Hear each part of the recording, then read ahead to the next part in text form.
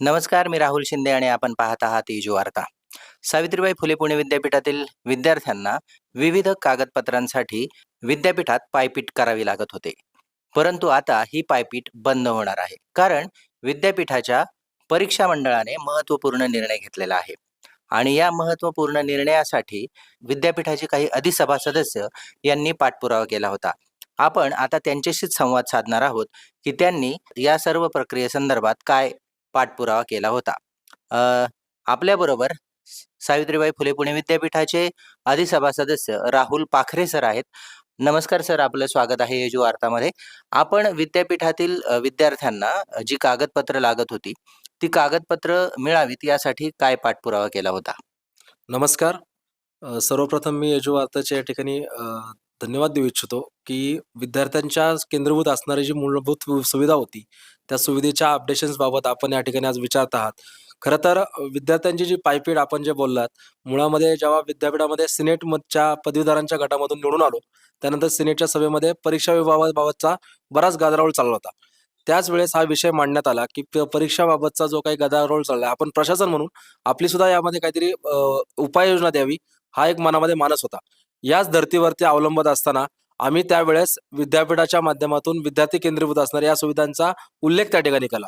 त्या काळामध्ये आदरणीय कुलगुरू सर संजीवनी सोनवणे सरांच्या मार्गदर्शनाखाली त्या सिनेटमध्ये याच विषयावरती परीक्षा सुधार समिती स्थापित करण्यात आली. याच परीक्षा सुधार समितीच्या स्थापित करण्याच्या माध्यमातून खऱ्या अर्थाने आजचं यश आहे, म्हणजे आज काल जो प्रस्ताव पारित झाला त्याचं खरं यश आहे.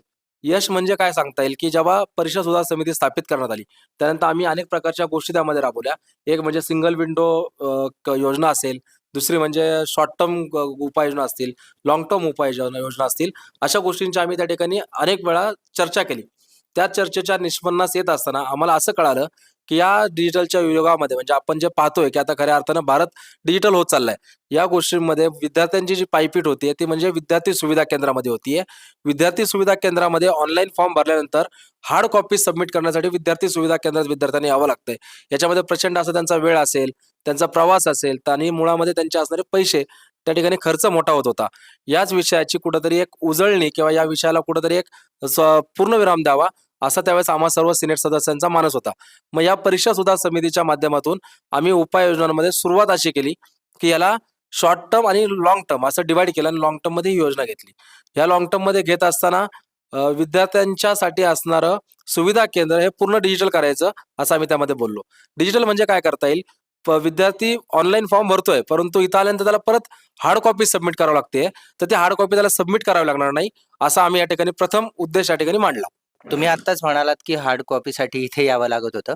आता हार्ड कॉपी साठी इथे यावं लागणार नाही. त्यांना ऑनलाईनच डॉक्युमेंट विद्यापीठाच्या संबंधित वेबसाईटवरती अपलोड करावे लागणार आहेत. पण ती अपलोड करण्याची प्रोसेस नेमकी काय असणार आहे, या संदर्भात काही सांगू शकाल का? आपण पाहिलं तर सावित्रीबाई फुले पुणे विद्यापीठाचं जी वेबसाईट जी आहे, त्या वेबसाईटवरती पूर्ण इत्थंभूत सुविधा या सगळ्या ऑनलाईन स्वरूपामध्ये आहेत. त्यामध्ये सुद्धा या सर्टिफिकेट सेक्शन मधले जे आपण बेसिकली आता काल आपला BOE मध्ये जो प्रस्ताव पारित झाला तो म्हणजे ट्रान्सक्रिप्टसाठी झाला. जर तुम्ही आता ट्रान्सक्रिप्टवरती जर ऑनलाईन फॉर्म भरला असेल, ट्रान्सक्रिप्ट जर त्यामध्ये सिलेक्ट केला असेल, तुम्ही जर ती मॅन्डेटरी माहिती तिथं भरल्यानंतर तुम्हाला ती माहिती भरल्यानंतर मुळामध्ये एक तर सुरुवात अशी आहे, की स्टुडंट फॅसिलिटी सेंटरमध्ये हार्ड कॉपी देण्यासाठी यावं लागणार नाहीये, एक गोष्ट ही. दुसरी गोष्ट, अगोदर आम्हाला निदर्शनास असं आलं, की जर सपोज स्टुडंट फॅसिलिटी सेंटर पासून परीक्षा विभागामध्ये सर्टिफिकेट सेक्शनमध्ये जेव्हा हार्ड डॉक्युमेंट येतात, त्यामध्ये अनेक वेळा वेळ जात होता. वेळ गेल्यानंतर जेव्हा त्या डॉक्युमेंट सबमिट केलेल्या डॉक्युमेंटमध्ये जर काही प्रॉब्लेम असेल, काही अनव्हॅलिडेट होण्यासाठी जर काही इश्यू होत असेल, उदाहरणार्थ त्यांनी लावलेली मार्कशीट जी असेल, ती मार्कशीट जर ब्लर आली असेल, तिथला PRN नंबर दिसत नसेल, अशा अनेक गोष्टींमुळे ते सर्टिफिकेटचं डॉक्युमेंट जे सबमिट केलेलं आहे ते रिजेक्ट व्हायचं. पण रिजेक्ट झालेलं डॉक्युमेंट विद्यार्थ्यांना समजण्यासाठी तो जेव्हा विद्यापीठात या गोष्टी फॉलोअपसाठी येईल, तेव्हा त्याला त्या गोष्टी कळण्याचा मार्ग निर्माण होता. म्हणजे तो आता 1 महिन्यानंतर आला, तिथं आल्यानंतर तो माहिती घ्यायचा, की सर मी ट्रान्सक्रिप्टसाठी अप्लाय केलंय, परंतु मला आजपर्यंत ते काही मिळालं नाहीये. तर त्यावेळेस सर्टिफिकेट सेक्शन मधील अधिकारी सांगायचे, अहो तुमचं स्क्रुटिनी करताना हे डॉक्युमेंट ब्लर आलंय, ह्याच्यामधला हा नंबर मॅच होत नाही, अशा अनेक सुविधा त्यामध्ये गैरसोय तिथं निर्माण व्हायची आणि त्यांचं ते रिजेक्शन व्हायचं. मग त्यावेळेस आता ह्याच गोष्टीचा आम्ही विचार केला. ऑनलाईन स्वरूपामध्ये तुम्हाला जेव्हा एखादं डॉक्युमेंट परीक्षा विभागाकडे सादर झाल्यानंतर जर ते व्हॅलिडेट होत नसेल, तर तो रिजेक्टचा मेसेज त्या विद्यार्थ्याला जाईल. त्या मेसेजवरती प्रॉपर ती लिंक असेल, त्या लिंकला विद्यार्थी क्लिक करेल आणि ते जे रिजेक्ट झालेलं डॉक्युमेंट आहे तो रिअपलोड करेल.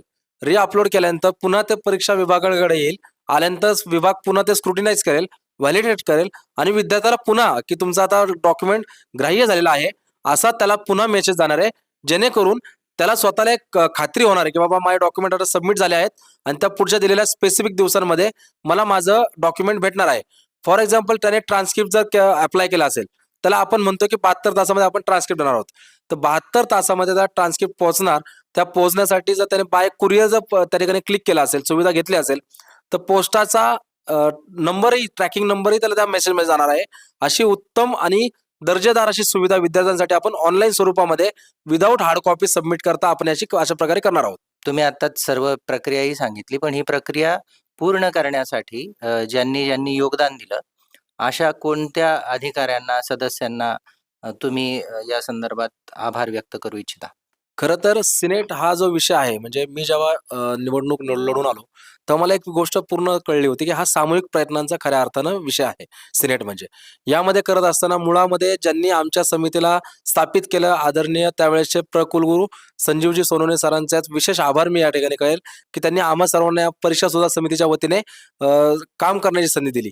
एक विषय तो असेल. आमच्या मुळामध्ये ज्या माझ्यासारख्या अनेक सिनेट सदस्यांनी या गोष्टीसाठी पाठिंबा दिला, त्या सर्व सिनेट सदस्यांचा असेल, मॅनेजमेंट काउन्सिल सदस्यांचं या ठिकाणी मी मूलभूत म्हणजे प्राथमिकरित्या मनापासून आभार मानतो, की त्यांच्याशिवाय हे शक्य नव्हतं.